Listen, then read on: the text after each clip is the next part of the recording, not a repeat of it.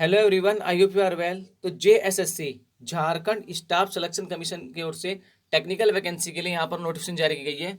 ये जो नोटिफिकेशन है ये आपकी औद्योगिक प्रशिक्षण अधिकारी की पोस्ट पर जारी की गई है।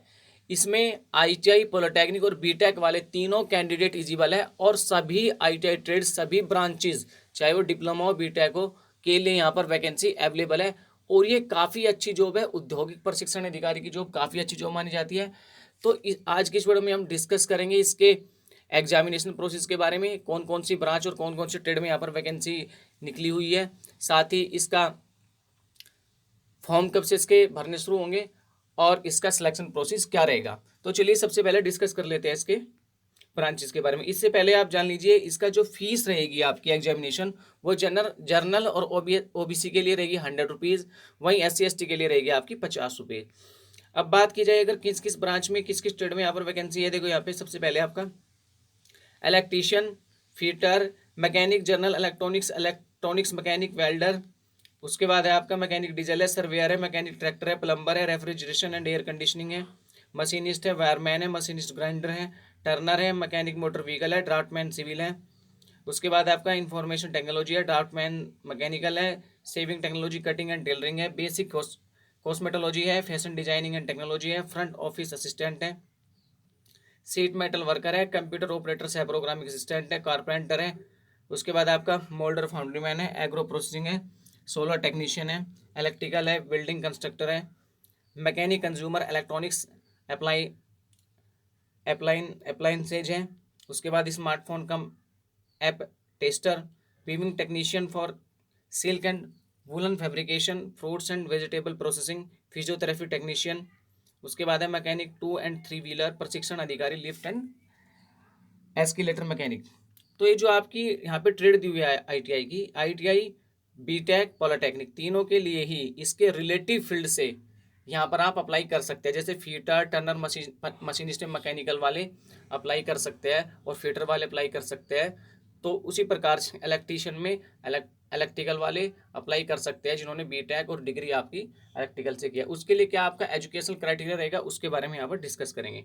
चलिए सबसे पहले देख लेते हैं इसका क्या एजुकेशनल क्राइटेरिया रहने वाला है। देखिए जैसे यहाँ पर इलेक्ट्रिकल है और फिटर है, तो जैसे मैं फिटर के बारे में अगर बताऊँ आपको, तो अगर आपने बीटेक किया हुआ है और बीटेक के साथ आपके पास 1 ईयर का एक्सपीरियंस होना चाहिए किसी भी संस्थान से, किसी भी टेक्निकल इंस्टीट्यूट से आपने 1 ईयर का एक्सपीरियंस किया हो, या किसी भी टेक्निकल इंडस्ट्री से अपने फील्ड में आपने 1 ईयर का एक्सपीरियंस किया हो, तो ये आपके पास होना चाहिए बीटेक प्लस 1 ईयर एक्सपीरियंस। उसके बाद अगर आपने डिप्लोमा किया तो डिप्लोमा के बाद, डिप्लोमा के साथ आपको 2 ईयर का एक्सपीरियंस होना चाहिए किसी भी टेक्निकल इंस्टीट्यूट से या किसी भी टेक्निकल इंडस्ट्री से अपने ही फील्ड में। अगर आपने आईटीआई किया तो आईटीआई के साथ आपको 3 ईयर का एक्सपीरियंस होना चाहिए किसी भी टेक्निकल इंस्टीट्यूट से या किसी भी टेक्निकल इंडस्ट्री से अपने ही फील्ड में। तो ये है इसका एजुकेशनल क्राइटेरिया किसी की भी ट्रेड ब्रांच के लिए। जैसे इलेक्ट्रिकल वाले, तो इलेक्ट्रिकल वालों को अपने फील्ड में इसी प्रकार से उनके लिए इसेंशियल क्वालिफिकेशन ये रहेगी। जैसे इलेक्ट्रिकल वाले हैं तो इलेक्ट्रिकल के लिए बीटेक प्लस 1 ईयर एक्सपीरियंस अपने फील्ड से, ये किसी भी टेक्निकल इंस्टीट्यूट से या किसी भी टेक्निकल इंडस्ट्री से। बीटेक वालों के लिए इसी प्रकार से डिप्लोमा वाले के लिए 2 ईयर का एक्सपीरियंस किसी भी टेक्निकल इंस्टीट्यूट से या किसी भी टेक्निकल इंडस्ट्री से अपने फील्ड में। आईटीआई वालों के लिए आईटीआई प्लस 3 ईयर का एक्सपीरियंस किसी भी टेक्निकल इंडस्ट्री से या किसी भी टेक्निकल इंस्टीट्यूट से। तो ये आईटीआई, पॉलिटेक्निक, बीटेक तीनों के लिए इनका एजुकेशनल क्राइटेरिया यहाँ पर दिया हुआ है। किसी भी ट्रेड में, किसी भी ट्रेड में, किसी भी यहाँ पर आप देख सकते हैं उसके रिलेटिव आपके पास ब्रांच में डिप्लोमा या डिग्री होना चाहिए। आईटीआई वाले के लिए तो स्पेसिफिक ट्रेड होती है, जैसे वेल्डर के लिए वेल्डर हो गया, फिटर के लिए फिटर हो गया, टर्नर के लिए टर्नर हो गया, मशीनिस्ट के लिए मशीनिस्ट हो गया। लेकिन इसमें जैसे आपको, आपने डिप्लोमा मैकेनिकल से किया तो आप फिटर, टर्नर, मशीनिस्ट, वेल्डर, तो ऐसी रिलेटिव ब्रांच में अप्लाई कर सकते हैं। उसी प्रकार से इलेक्ट्रिकल वाले इलेक्ट्रिकल में। उसके बाद जैसे इन्होंने कंप्यूटर साइंस से क्या है, इंफॉर्मेशन टेक्नोलॉजी या कंप्यूटर साइंस में कोपा में वे अप्लाई कर सकते हैं अगर डिप्लोमा डिग्री उन्होंने किया हुआ है। तो ये जैसे यहाँ पर आप इसकी पूरी नोटिफिकेशन को पढ़ सकते हैं आराम से, इजीली आपको पूरा आइडिया लग जाएगा। तो चलिए बात कर लेते हैं इसके एग्जामिनेशन प्रोसेस के बारे में, क्या इसका एग्जामिनेशन प्रोसेस रहने वाला है। तो अगर इसके एग्जामिनेशन प्रोसेस की बात की जाए तो इसमें आपके 3 एग्ज़ाम यहाँ पे होंगे। इन्होंने यहाँ पे 3 एग्ज़ाम की बात यहाँ पर कही है, जिसमें आपका जो पहला एग्ज़ाम होगा उसमें आपके जर्नल अवेयरनेस और लैंग्वेज से क्वेश्चन आएंगे। अभी मैं आपको दिखा देता हूँ, नीचे चलते हैं। इसमें नीचे उन्होंने इसका डिस्क्रि डिस्क्रिप्शन दिया हुआ है। परीक्षा का स्वरूप आप यहाँ पर देख सकते हैं, आपका सीबीटी बेस्ड परीक्षा होगी। और यहाँ पर आप देख सकते हैं सबसे पहला होगा आपका सब्जेक्ट यानी कि भाषा और सामान्य ज्ञान यानी कि लैंग्वेज और जनरल अवेयरनेस से आपके यानी कि सामान्य ज्ञान से आपके क्वेश्चन पूछ जाएंगे, जिसमें आपका हिंदी भाषा ज्ञान से आपके 25 क्वेश्चन रहेंगे, वहीं अंग्रेजी भाषा ज्ञान से आपके 25 क्वेश्चन रहेंगे। सामान्य ज्ञान से बात की जाए तो सामान्य ज्ञान में आपका झारखंड राज्य से संबंधित सामान्य ज्ञान रहेगा, सामान्य विज्ञान रहेगा।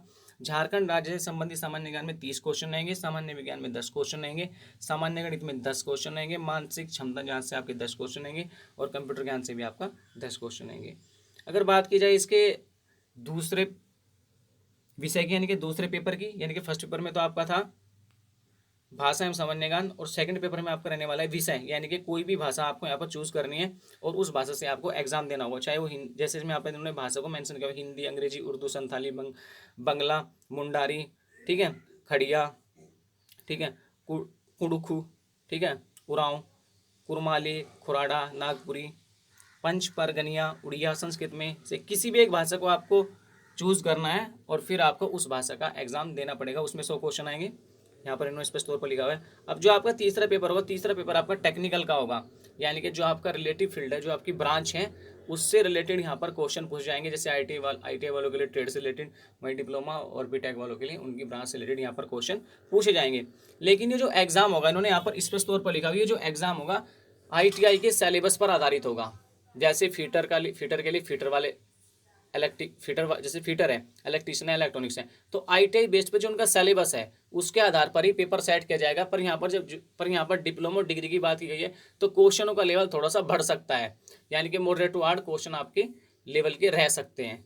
लेकिन आपका जो सिलेबस होगा वो आईटीआई बेस्ड ही रहेगा, क्योंकि ये जो वैकेंसी है ये आईटीआई ट्रेड बेस्ड ही है, तो इसीलिए सिलेबस आपका आईटीआई बेस्ड रहेगा।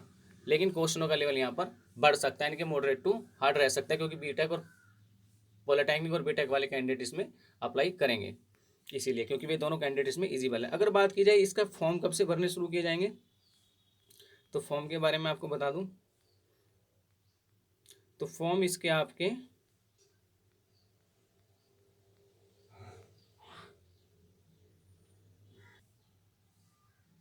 तो फॉर्म इसके आपके 23 जून से, यानी कि 23 तारीख से आप इसके फॉर्म भरने स्टार्ट कर सकते हैं। साथ ही 22 जुलाई तक इसके आप फॉर्म भर सकते हैं। और साथ ही उन्होंने यहाँ पर एक चीज़ और दी हुई है, उसके बाद आप 28 जुलाई तक यदि आपको अपने फॉर्म में कुछ भी एडिट करना है या संशोधन करना है, वो भी आप 28 जुलाई तक कर सकते हैं। तो